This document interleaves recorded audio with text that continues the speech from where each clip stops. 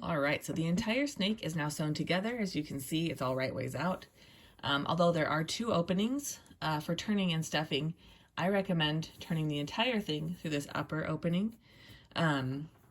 If it is too difficult to reach all the way to the end of the curl of the tail, you can open through the second opening, pull it through, and then reach the top opening, grab that tail, and continue to pull it through. But this is the two openings are primarily for stuffing. I put one fairly close to the head, but far enough down it avoids this initial curve. And I have two tools I love using for stuffing. They're different size of hemostats. These big 12-inch ones I like to use for turning or reaching really difficult places like the very tip of the tail. These smaller ones are better for more specific or sculptural stuffing, and I really like using them to stuff the head. If you are planning to use scraps or maybe rougher bits of batting or something for stuffing, that will definitely work with this pattern, but I recommend using a higher quality polyfill for the head because it does give a lot more shape. So what I'm going to do is just take little bits of this polyfill, grab it with my hemostats, stick it in through this opening, and the first thing I want to do is really form this nose. So pushing the stuffing all the way up to the corner or the rounding part of this nose. I grab another puff of stuffing,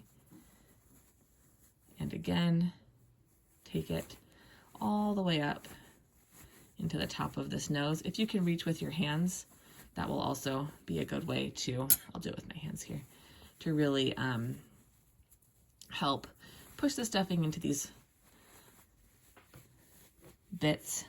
It's really important to stuff this nose well because the python's shape, a lot of it comes from this little bumpiness of the nose where it goes in as a divot right here.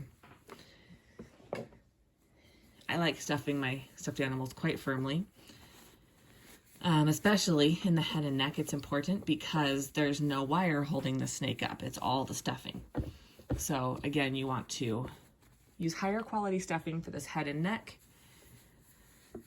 The next thing you want to focus on in here in your stuffing are these side bulges. You want these to be stuffed out really nice and firm. So as you can see, I'm pushing the stuffing into this rounded piece of the face. It gives a lot nice of definition. I'll do it again on the other side. Now let's continue working your way up the head of the snake. I didn't have quite enough stuffing to finish that rounding bit, so I'll get another small piece. Continue stuffing. You can use hemostats for this, but it's a little easier with the camera in the way for me to use my hands right now. So as you can see, the way that I stuffed this head actually gave it a lot of shape and definition. I pushed stuffing into these pieces here, as well as into these bulges of the nose.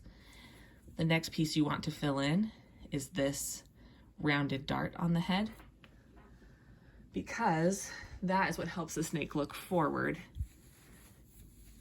These darts are actually what help the snake's head stand up and look forward, so stuffing them fully makes a big difference.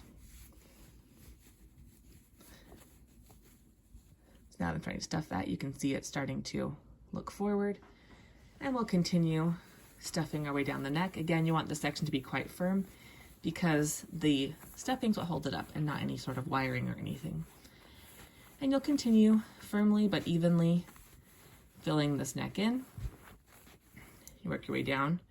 Once you reach this open section, I like to hop to the other opening, use my long hemostats, and get all the way down to the base of this tail, and then stuff my way up the body to this opening, stuff between, and I'll ladder stitch them closed. So that is how to stuff the python head.